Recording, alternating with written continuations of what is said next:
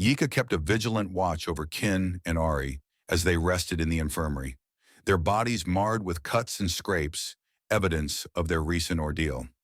Despite the rapid healing abilities of mana users, the severity of their injuries made recovery slow. Ari's small fractures and bruised ribs, coupled with their significant blood loss, meant they would need days to fully regain their strength. Kin groaned awake, disoriented. "What's happening out there?" His voice was groggy yet laced with concern. "Where's Ari?" Yika's eyes were a storm of sorrow. With measured steps, she pulled back a curtain, revealing Ari lying in a bed not far from his own. "She's okay, but things are dire," she whispered. There were 6 of those things in total, and one was much stronger than the rest. The situation has escalated to a Category 6 emergency. Kin furrowed his brow in disbelief. How can that be possible? His mind reeled at the thought. Yika shook her head, sadness deepening in her gaze. "I wish I knew. The other squad, they weren't so lucky. 2 brave agents died, and the civilian toll is high. Everyone except you, Ari, and Captain Rain's squad attended the funeral. You 2 were down the street, and your actions prevented civilian casualties. The others rampaged, killing indiscriminately until they were confronted. Captain Rain faced 2 of them at the same time and is now locked in a stalemate with the strongest one, Captain Cade, and the director are on the way." Kin's shock settled into a tight knot in his chest. None of this made sense. He barely knew Captain Rain, but he had seen his mangled body after fighting just one of the creatures. To take on 3 was unimaginable. Yika pulled up a chair beside his bed, turning her laptop screen toward him. Drone footage flickered across the display. Kin watched intently. He had always known Director Hanzaki was powerful, but he rarely fought. Many believed his mastery over AXIOM pyro and telekinesis placed him in a league of his own. Still, Kin remained skeptical. Then Hanzaki's voice cut through the tension. "Would you mind allowing me to handle this?" His tone was calm but held an unyielding intensity. "Your call, sir," Captain Cade replied. He had never seen the director this upset before. If nothing else, he was certain of one thing: Hanzaki was out for blood. The street trembled beneath their feet, the fiend's rage vibrating through the asphalt. The team exchanged glances, silent agreements passing between them. Hanzaki stepped forward, his gaze unwavering. The fiend snarled and leapt, landing before him. "It looks like an evolved or completed form of the ones you and Ari fought," Yika murmured as Kin observed the scene. The tension was palpable, thick as a storm rolling over a battlefield.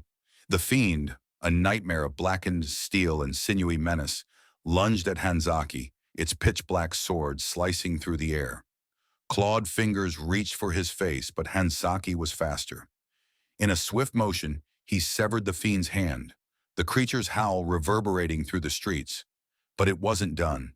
Its tail snapped forward, the stinger aimed at Hanzaki's throat. Their gazes locked, unyielding, determined. Hanzaki's resolve burned like a quiet inferno. With a twist, he dodged the strike by a hair's breadth.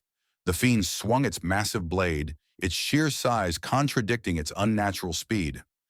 Hanzaki parried, redirecting the momentum so the weapon crashed into the asphalt, splintering the street. He leapt, slashing at its neck, but the fiend blocked with its tail. Using the appendage as a platform, Hanzaki kicked off, gaining distance. With a flick of his wrist, he harnessed his AXIOM, using telekinesis to send discarded front end of a car hurtling toward his enemy. The fiend swatted it aside effortlessly, its strength monstrous. In the blink of an eye, it closed the gap, engaging Hanzaki in a vicious melee. They traded blows, each strike measured, brutal. But Hanzaki began to take the upper hand, his opponent now riddled with cuts. Then in a sudden twist, the fiend's tail erupted from the earth, attempting to ensnare him. Hanzaki evaded with mere inches to spare. Yet as he looked up, the beast's blade descended with deadly intent. He raised his sword, but the sheer force drove him to his knees, the fiend's weapon piercing his shoulder. Gritting his teeth, he shifted his weight, guiding the fiend's sword deep into the ground instead. He stepped back, seeking distance.